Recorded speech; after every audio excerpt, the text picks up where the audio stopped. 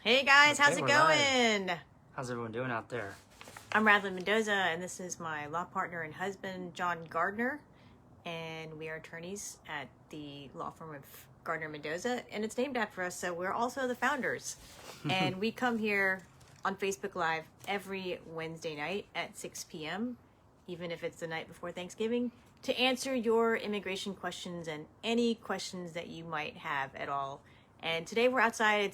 It got very mild today, so... Yeah, plus we've been in the kitchen all day, preparing, like most of you have as well, I'm sure.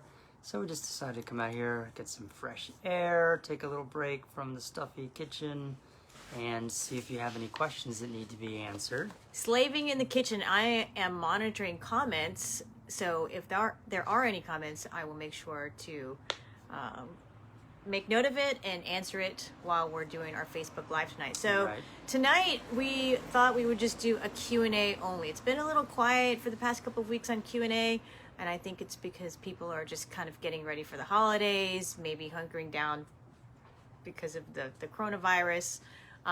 Whatever it is, we're here for you guys. We're here for the community to answer your questions, and if you have one, please write them in the comments. That's why we're here. Yeah, we'll do a couple brief updates, but we're going to hopefully just answer some questions tonight and keep it kind of short. We understand everybody's really busy for tomorrow, so if we don't have a lot of questions or any questions for that matter, then we'll be signing off pretty early here. Yes. But please, if you do have questions, let us know, because that's what we like to do here. I do need to tell you one thing, that what we do here is for educational purposes only and informational purposes only. It is not technically legal advice. That's our disclaimer. Okay. And we're out on our screened-in porch tonight, and it's a beautiful night, and there are a lot of people walking around. Yeah. and I'm just like, maybe this is not the best spot. If you hear dogs barking or people yelling or kids screaming, it's just because they're literally all around us right now. The neighborhood. Yeah. Anyhow, how's it going, Kate? My cousin's on here. Yeah. Hello to everyone. Thank you guys for joining us tonight. And please, if you have any questions, again, I'm gonna beat that drum because, like I said, we want to answer your questions, and it makes it more fun for all. Fun, is that fun? Absolutely, absolutely fun. Couple reminders: the courts are open, state courts are open, but if you do go to state court, remember that you need a mask. Okay, you will need a mask to get into the courthouse, and also you cannot take a cell phone into the courthouse. Okay. Who doesn't know they don't need a mask? Raise your hand. Okay, no one raised their hand. Everyone knows you need a mask, so that's awesome. I saw a young man in Chesapeake on Monday leaving the courthouse to go back to his car to get a mask because he didn't know he needed a mask. Hey, we forget all the time. I had this situation where I had to drop something off at FedEx, and I forgot the mask at the office. I guess I just have one mask. No backup mask in the car, not in the purse. So I just kind of made a run for it in the FedEx office and just dropped it in the drop box, which is right by the front door. So I did it. I got my client's package out. Yay! And got the receipt. All right. So let's see. What are we talking about today? We're going to do a couple of updates. Like I said, we're going to just primarily be answering questions. And we also, of course, wanted to wish everyone a happy Thanksgiving. Yeah. Hope you have a great day tomorrow. We know it's not Thanksgiving yet, but, it's close enough. It's pretty close. Close. Lisa's on. How's it going, Lisa? Happy Thanksgiving. Yeah, joining us from the Rocky Mountains. Nice. John and I, right before we started, were just kind of reminiscing about our turkey fails over the years. The years of, is it 22 years of marriage? I feel like this was a trick. I feel like she just set me up. Okay. Wait, is 98? Yeah, it's 22. Yes, 22. Yes. 22 years. I feel like after the 20, it's all kinds of blend together in a good way. You count. That's right. It just goes to infinity. You count no more years after. 20 is a biggie, and then I think 50 is the next big milestone, right? 50.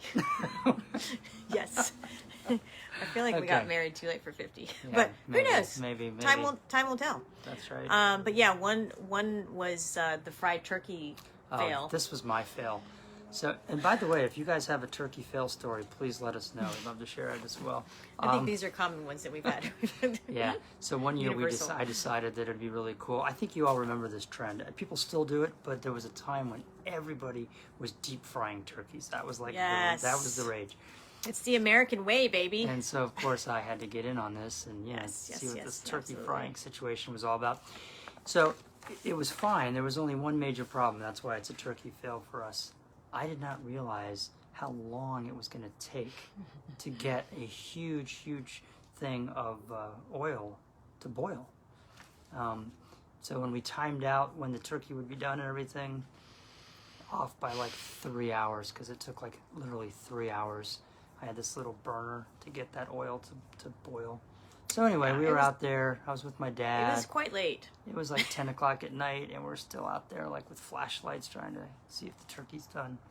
Major epic fail. We were kind of doing it like Spanish style, like in Spain when you're eating so late here. Yes, that's right. Okay, and Malou's saying that there's a question already. I know that we're in the middle. There is a question already, and you know what? Chill. Slow your roll. We're talking about turkey fails, Yeah, guys. Malou, this is turkey fail talk. We're talking. all right? I mean, come on. She doesn't get it. That's my cousin Malou, who lives in Newport News and is just a great person, wonderful mother, wonderful grandmother, and the question great is person. very short. The question is, will a K1 case be faster if you have an attorney guiding you through it? Yes, that is the question. But we're not done with our turkey fail story yet. Hold on. Okay, who's done this? Oh, I think you're only making a wait because it's Malou. Yeah, Okay. I know, I am. Okay. That's exactly right. Malou, have somebody else submit the question. Who has left the bag with the turkey neck? Like she needs to go to the grocery store. I thought your friends were signing on.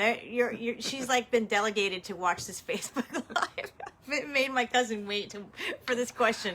That's right. You should have gone to the grocery store earlier. This is too late. All right, fine. We'll stop doing the turkey. We'll fails. come back to the turkey fails. Let me get the question. Let me get the question up. It's on my phone. She asked me, so with 3 question marks, aren't you supposed to be live now at 6:01 p.m.? Like she's one to talk, right? Family members, they're the best, especially on Thanksgiving. All right. Hello, everyone else who has signed on. Who are we saying hi to? I don't know who we're saying hi to. Hello to everyone who's on. Happy Thanksgiving. All right, here's the question. And I'm going to read... Doc Nelson Serino. Oh, hello, Doc Nelson Serino. Yep. Thank you for joining us tonight. Okay. I believe this may be your question. This text question started out as, this is a very simple question. No question is simple. Let me just start off with that.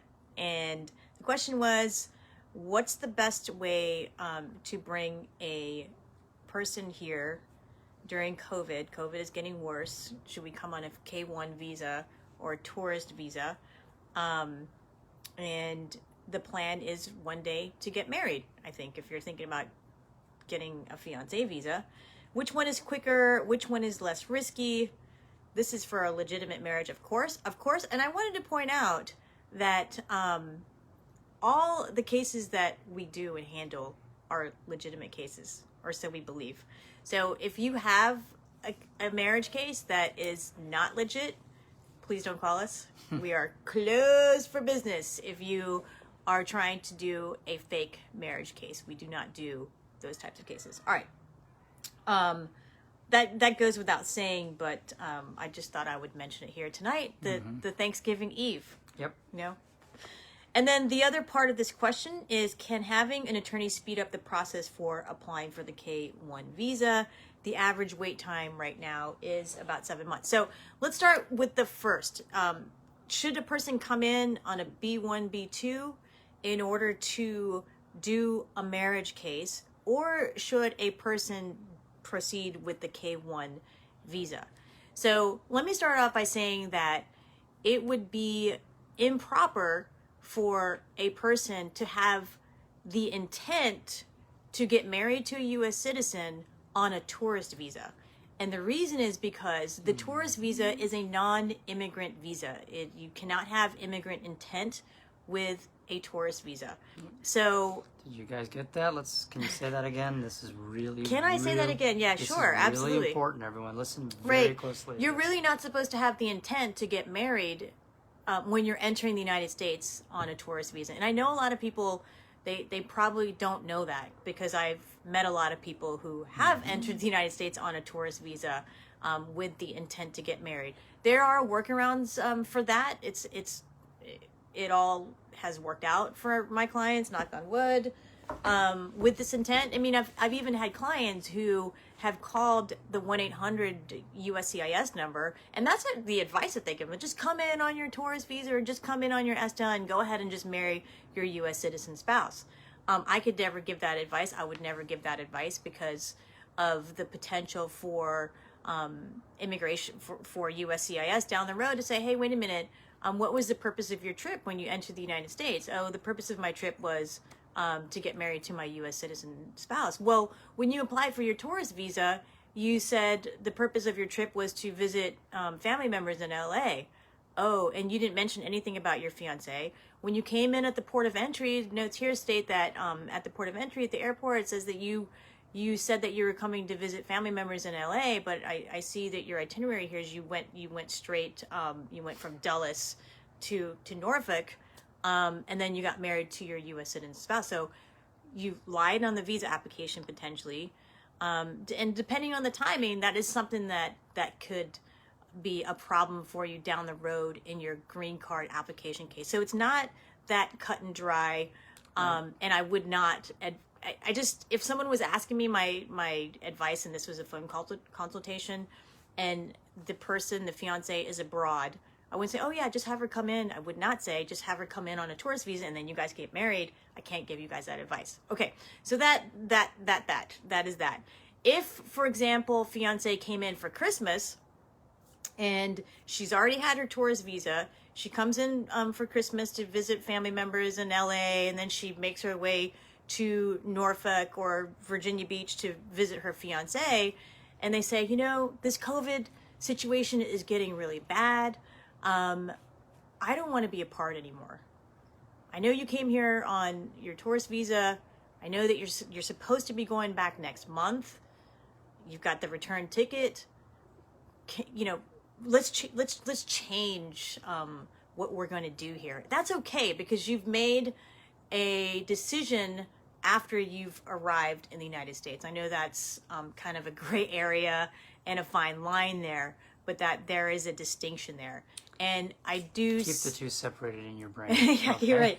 And I do see this all the time. Like people will come to us and they'll say, hey, my boyfriend, girlfriend, they just got here a month ago, and what has happened? We found out that, she's pregnant. We found out that, I'm ill and she wants to stay here, or he wants to stay here to take care of me. There are all kinds of reasons why people choose to stay after they have entered the United States, and there are changed circumstances, and that's okay. All right. So yes, the fiance visa is about 7 months here. And that's, that's kind of that time frame is also questionable. We don't really know what's going to happen with the timing with the USCIS. I mean, the bottom line is what John and I have been saying here kind of month in and month out is, file your case now, file it as soon as possible. Mm-hmm. So going back again, for the person asking this question, if you want more detail than I've given you about the pros and cons and what is the purpose of the trip going to be, I'll be happy to talk to you about that, but hopefully I've answered your question. The other question is, I love this question, is, if I hire an immigration lawyer, is my case going to go faster?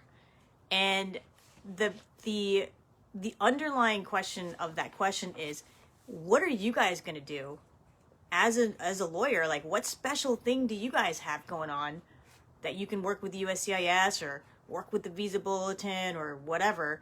So, my case is going to go faster because I've hired you. The answer to that question, if that's the question that you're asking, is nothing. We have the same exact time frames that we have to work with. We have to work with the service and the visa bulletin as it is. Unfortunately, I can't say absolutely if you hire me, I'm going to make it go 10 times faster, because that's just simply not true.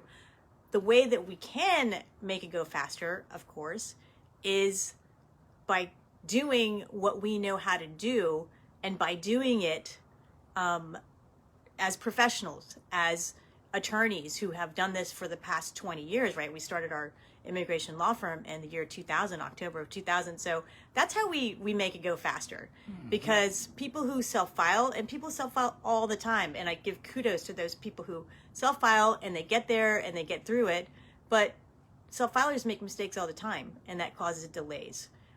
One of the most recent delay that I saw in a self-filer is he used the wrong I-129F, the fiancé visa form, and for whatever reason, it took, 3 months to get back to him that it was the wrong form. So he lost the 3 months there because they just sent it back. So he used the wrong version of the form. That's a very, very common mistake of, pulling up an immigration form, and you just use whatever form that pops up first. You should get your forms first off from uscis.gov. And, but a lot of people will click something else, or in the case of our client who became our client, he actually got the form from our local immigration office, and they gave him the wrong version. So anyhow, so that's hopefully that answers your question. Do we have other questions here? Yeah, well, there are a lot of follow-up questions from Malou's friend here. One was, what initial forms have to be filed for the K-1? What supporting documentation is required? And something about witnesses. How many witnesses are enough? Gotcha. So I will say that if you go to our Gardner Mendoza YouTube channel, I've done a fiancé visa webinar, and it's about an hour long, and it goes through the steps of the process, and it goes through the documents that are required. But for the I-129F, initially, you're going to have to show proof that the petitioner is a U.S. citizen, proof that both the petitioner and the beneficiary are free to marry, so they're not still married to other people, they're of age and of legal sound in mind to be able to get married. You have to show that you've seen each other within the past 2 years, and that's going to be done with photographs that you've taken and that you have a relationship. So you'll have to show that. What did you do on the last time you saw each other? How are you communicating? Do we have any chats? Do we have any Facebook, social media posts? These are some of the ways, and just those are two of many ways to show that there is a relationship here. We have to submit the beneficiary's birth certificate. If it's not in English, then it has to be translated.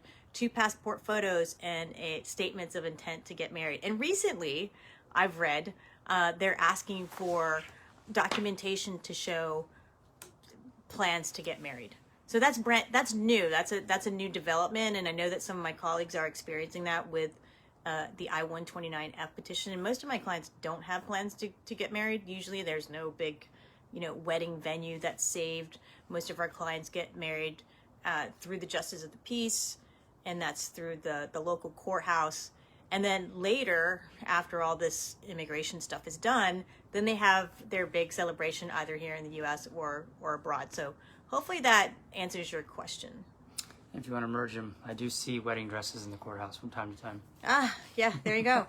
And with regard to witnesses, maybe you're talking about affidavits from friends and family to attest that you guys are a bona fide couple. We don't actually even submit those if there's enough of the other type of evidence.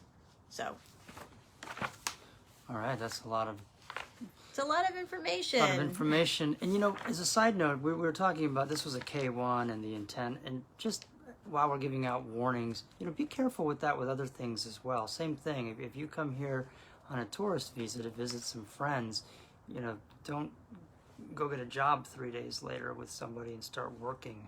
Be careful with those things, okay? The right. visas, you need to do the thing that the visa is for, and if you're not going to do that, then you need to change it. And you can sometimes, but just make sure that you don't get yourself in trouble by not doing what the visa is intended for when you arrive. Okay. Right, cannot work on a tourist visa. All right. All right, did we have any questions? Nope. Okay, so let's get back to our turkey fails. I think you were talking about gut. I think you're talking about guts in a bag. It's the gut bag in the turkey cavity while you're baking it. So Yeah. what's in that? It's like the liver, the gizzard. Mm-hmm. There's the neck, of course, Yes. and you use all that to make gravy. I don't know what people do with the liver, but we toss it out. Do you do anything with the liver? John eats the liver raw. Yeah. No, he doesn't. I'm just kidding. I don't know. I've had in my almost 52 years on this planet, I've had many different people promise me that the liver is delicious, that I just haven't had it prepared the correct way, and they are going to cook it for me, and I'm going to love it, and I still am waiting. I don't know. Have you had fried livers I've had it from every day. from Pollard's? I've had it all. Yeah, You name it. those are not good either. Yeah. Anyway, which if you love liver, then great. It's supposed to be very good for you. Okay, one of the things that I wanted to update real fast, shifting gears for a minute, is the reminder that January 1st is when the driver privilege card law goes into effect.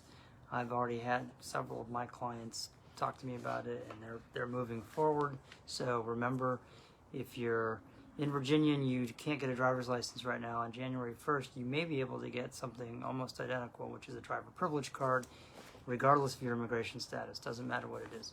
As long as you can pass the driving test and knowledge test, you have insurance, and you can show that you had income in Virginia in the last 12 months and reported it on a tax return, you're good to go. Okay, you'll be able to get this.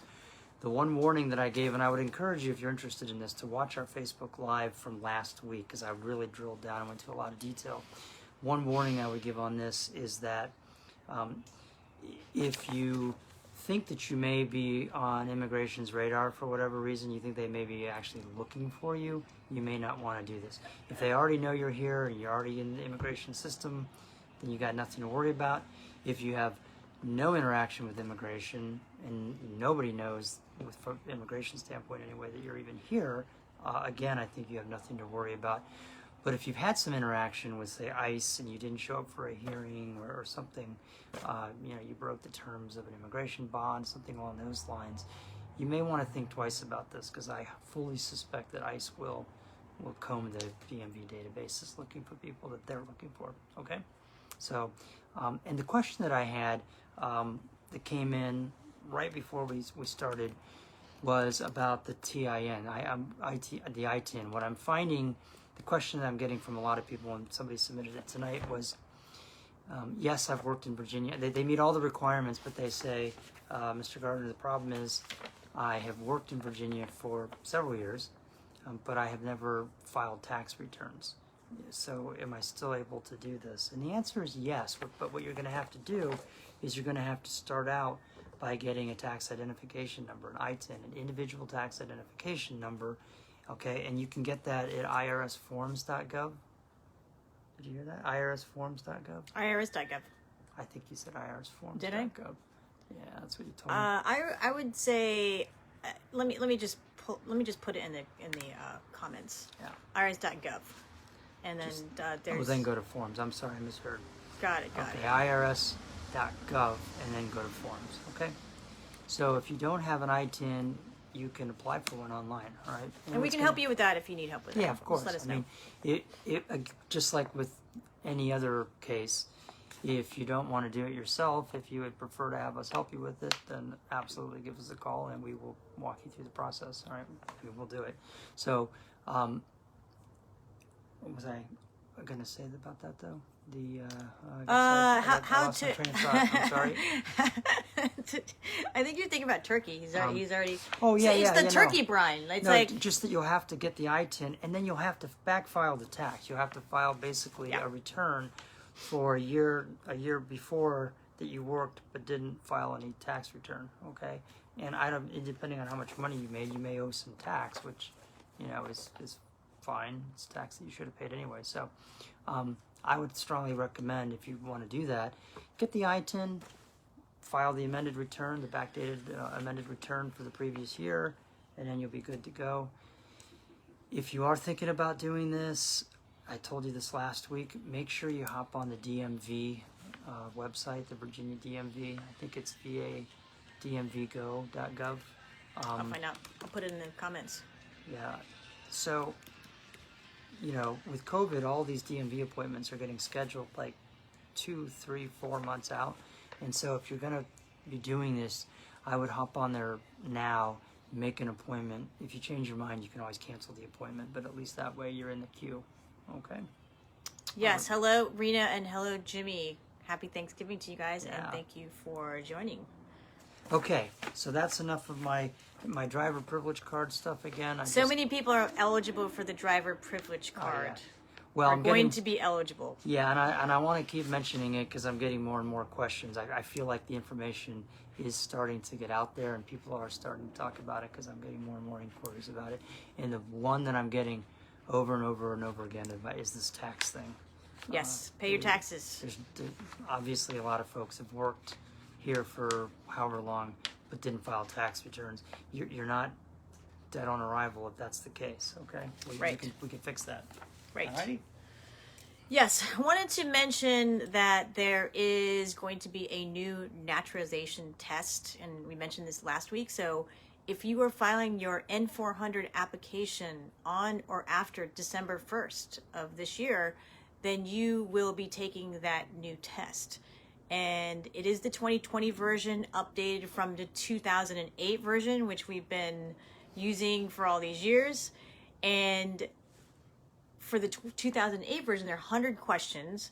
With this new one, there are 128 civic questions. And during your test, they're going to ask you 20 questions instead of 10. And you have to get 12 right. Still, the percentage is 60. So you have a really good shot at passing, even if you miss a couple, not a problem. But I just wanted to mention that. If you have your N400 application ready and raring to go on your nightstand and you're just like, let me just look at it one more time, and you don't want to take the new test and you don't want to study 128 questions, you want to study just 100, then go ahead and file that before December 1st. Get it postmarked before December 1st. And you'll be good to go with that. So for those of you who have filed and your application has not been adjudicated and you have not gone to your interview and you filed already, you will be having the 2008 test. So even if you have an interview after December 1st, you'll still have that old test so long as you filed before December the 1st. And just make sure that you study. Okay. So we have our bunnies here. Yeah, I thought he was just kind of jumping around. That's what we're looking at. Yeah, hang on our back here. Yeah. Pepper and Bunny. Yeah, you want to make sure that obviously you study for the naturalization. I recommend some flashcards. Yeah, flashcards. Here's the thing. It's hard if it's not information that you've grown up with, then it's hard. You're just learning it all new. I always tell people that, when we travel internationally, I always get the travel books. She doesn't want to be on camera. Like Frommer's or whatever, Fodder's Lonely Planet, all these books. And I always love to read about the history and the government structure of these countries that we're visiting. And I have to read these paragraphs over and over and over again because all the names are brand new to me. All the places are brand new to me. Everything. And so you just have to do it over and over and over again. And I do that because when we arrive at the destination, I want to be able to, sound like I know what I'm talking about. Yes, John loves history. Who is the father of our country, this country? George Washington. Yes, that's right. That's a really good question on the test. If you're guessing on the test, if you're just outright guessing. Don't guess, please. But if you are, Washington is always a good guess. No, it is not a good guess. It really depends on the question. Okay, there's a question here, and what are the chances of passing the test? You have to get a 60%, and you pass the test. And if you don't pass on your first try, you get a second bite at the apple. And that second retest will be a couple of months later. You don't have to pay again to take that second retest. So that's nice. Yeah, and somebody Rena says, if you study, it's easier. Studying is the best way. Yeah. No question about it. And the only For advice anything. the only advice I'm giving you, again, is you can read it over and over and over again, but I really recommend that you have the questions and flashcards and just practice actually answering the question. Yes, read orally. the question to yourself and then see if you know it, and just do it over and over again. And this is an I'm sorry, I keep petting the bunny. She's so soft and shiny. Anyway, If you hand it to me, I'll bring her on camera. She'll do it. She doesn't like me as much as she likes you. She struggles when I try to pick the bunny up. She's like, put me down. What was I going to say about the N400?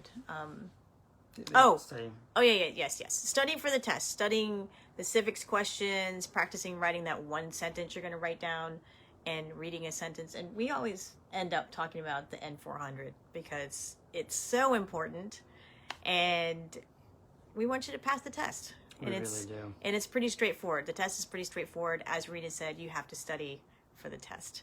And the other tip that I have, of course, is if you don't have an attorney to do an interview prep with you, then have someone prepare you for that interview and have someone read every single one of those N400 questions to you and make sure you're able to answer those questions and not be confused with, what your address is, how many times you've been married, what is the definition. You don't have to recite the definition of what is a terrorist activity, but you definitely should not be confused when the immigration officer asks you these questions. And some of the last questions are, the oath of about the oath of allegiance, and you need to know what that is for sure and be familiar with it and have read it.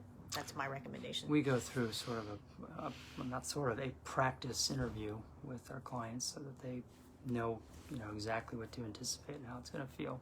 Yep. It's very helpful. Absolutely. All right. Do we have any other questions? I don't think we do. And for the couple who's watching with regard to your K1 visa application, I will put the link to our YouTube channel where I've done a K1 webinar. It's got a lot of information there, and if you have any follow-up questions, you can let me know about that. A couple more things I want to mention. Let's see here. Yeah, where can we get the latest N400 questions? I will put that in the comments, but they're going to be, you can search uscis.gov. Let's see here. I'm going to put it right in the comments right now. And I don't think they've... And while she's looking for that, getting back to some turkey fails for a moment. Another turkey fail is not thawing the turkey soon enough. So if you're new to this, if you are not somebody who's done the Thanksgiving dinner before, you may feel like, I'll just take the turkey out of the freezer tomorrow morning and let it thaw for a little bit. It takes a long time to thaw. Yeah, it's not gonna... Make sure that you start the thawing now. Okay, so I have put the brand new questions in the comments there. Yep, great. Okay. Yep, it's there. Awesome. That's a great question. You guys can take a look at that and see what they're like. That means I need to learn all the new questions, 128 new questions, because I don't like to be the immigration lawyer in there that doesn't know what the answer is. Yeah, how many branches of government are there? You got to know these things. It's important. Yeah. Well, I guess I don't have to know the answers, but I feel bad. I mean, it's happened before where a question has been asked and I'm just like, what is the answer to that question? That's a good one. That's a good one. Let me look that one up. All right. You're Googling underneath the desk, right? No, you cannot Google underneath the desk. That looks really bad. All right. A couple more things. Real quick. The December Visa Bulletin is out. It's similar to November's. EB3 is current for all countries except China and India, and those have moved forward quite a bit. So check those out if that language affects you.